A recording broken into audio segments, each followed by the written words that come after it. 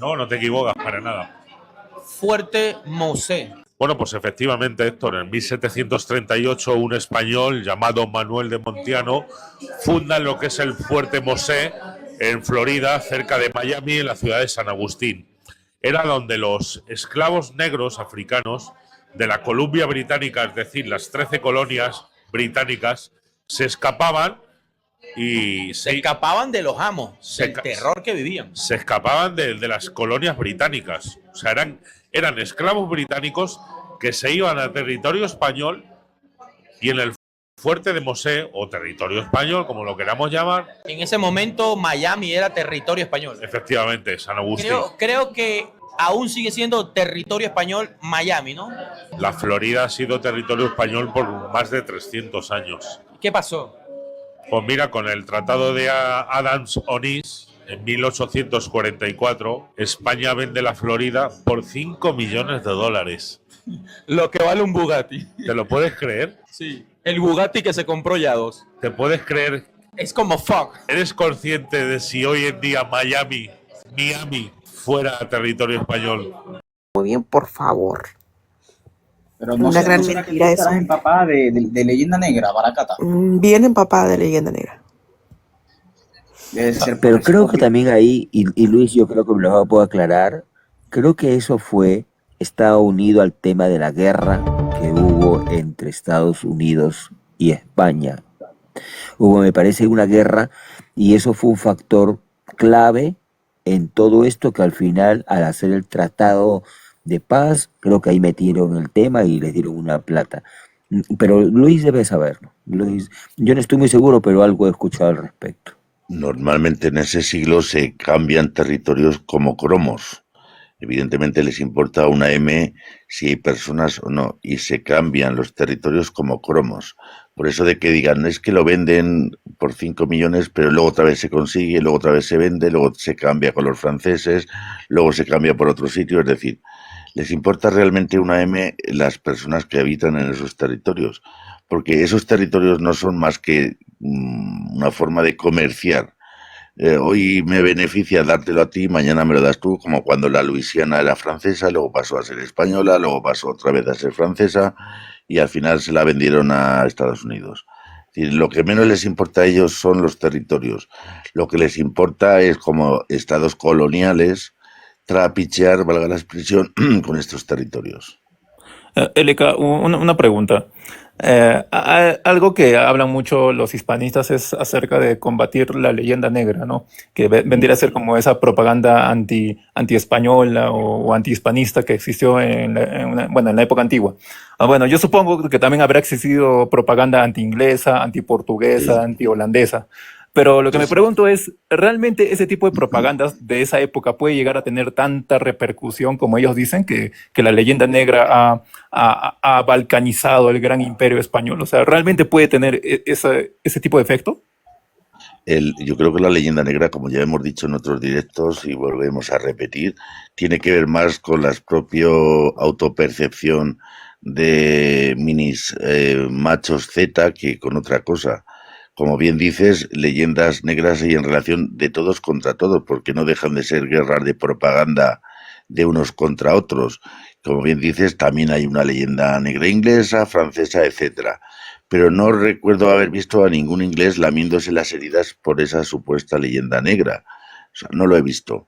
Y tiene que ver más con lo que ocurrió en 1898, ese gran impacto de la independencia de las Antillas y Filipinas, mucho más que incluso las emancipaciones de las primeras décadas del siglo XIX, les supuso bastante más y de hecho hay una generación literaria del 98, hay una serie de intelectuales que reivindican esa pérdida del imperio colonial y empieza con Julián Juderías a hablar de la leyenda negra para combatir bla, bla, bla, bla, bla, bla. ¿Qué significa esto?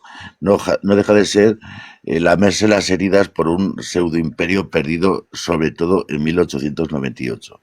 Eso conlleva que a lo largo del siglo XX, no sé si hay en otros sitios, creo que no, porque lo he leído y lo he seguido el debate, una parte de la historiografía española, sea historiografía entre comillas, tiene que ver o está más vinculado con grupos de la derecha extrema o la extrema derecha, con una especie de el ser España, qué es España, qué deja de ser España, España sí, España no, tan tan, tin, tin, tin, ton.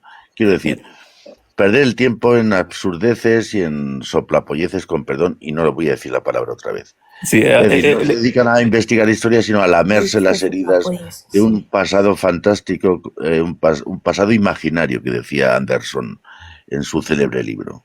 sí, sí, Tiene que ver una más cosa con el más. nacionalismo que con la historia. Perdón. Ujú. Sí, sí, de acuerdo. Sí, una pregunta más, Elika. O sea, esto también como que tienen también su propia versión acerca de cómo fue que cayó el Imperio Español.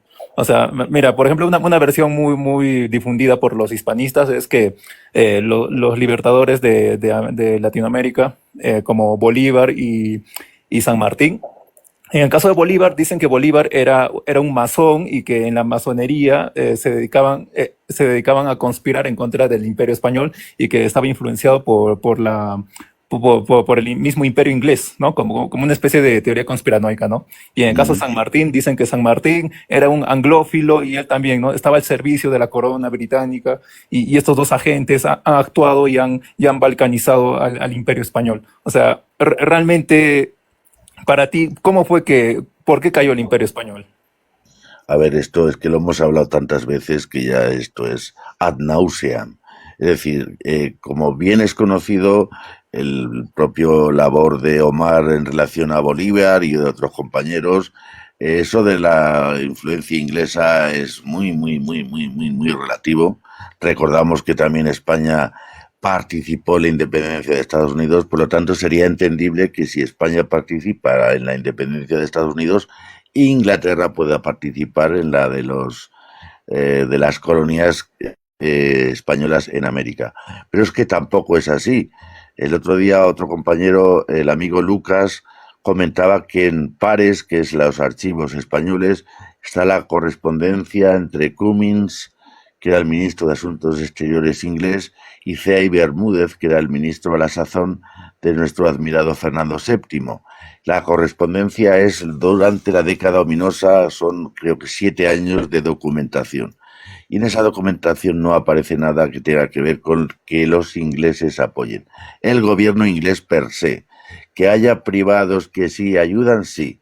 Pero que el gobierno per se tampoco es que le interese mucho ayudar, porque también se está pegando un tiro en el pie, porque sigue teniendo colonias en América.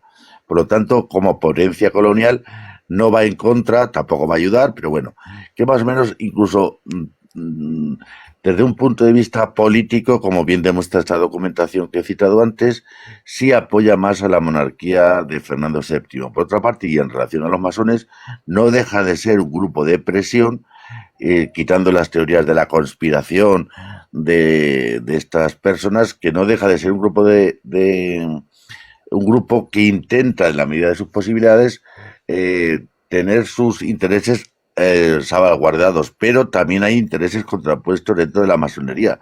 Hay masones que están a favor de las emancipaciones y masones que están en contra. No es un lobby que todos piensan exactamente igual. Cada uno piensa como Dios le da a entender, valga la expresión. Y evidentemente la historiografía en ambos casos lo ha desmentido. Y recomiendo a nuestros queridos oyentes que se pasen por el perfil del amigo Omar, que tiene algunos vídeos que lo explica perfectamente.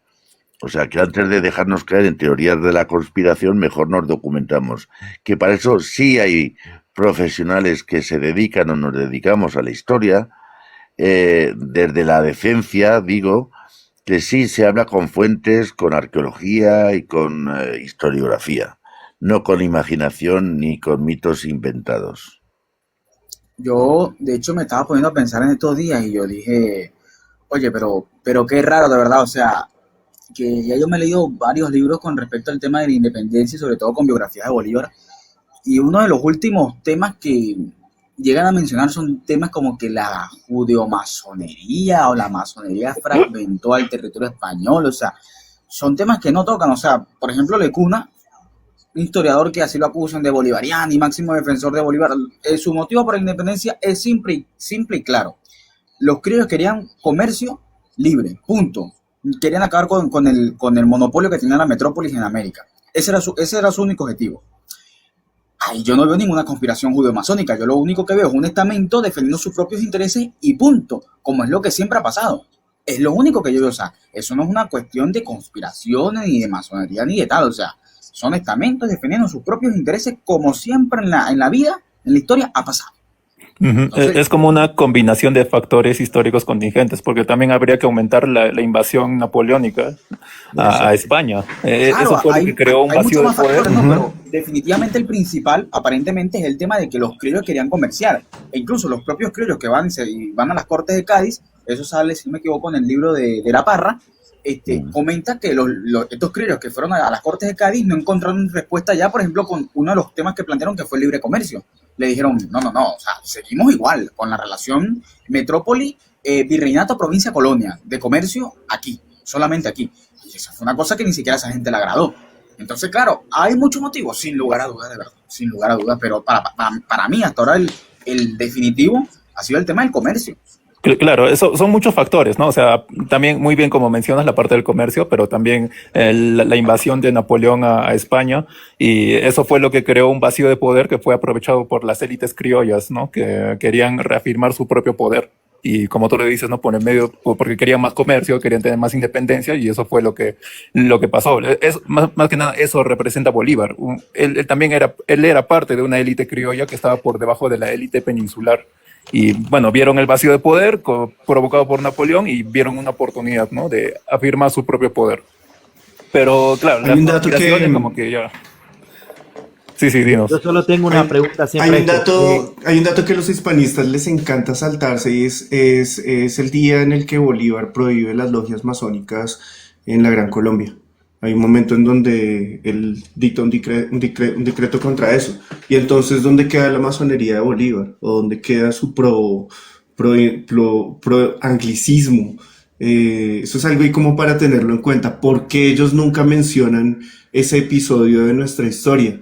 Y pues bueno, sí, yo digo o sea, estoy de acuerdo en el hecho de que confluyeron muchas fuerzas. Es como en este momento que tenemos a los Estados Unidos en plena decadencia con un payaso al mando, que pues fue algo muy parecido a lo que le pasó a España en ese momento, y surge una nueva superpotencia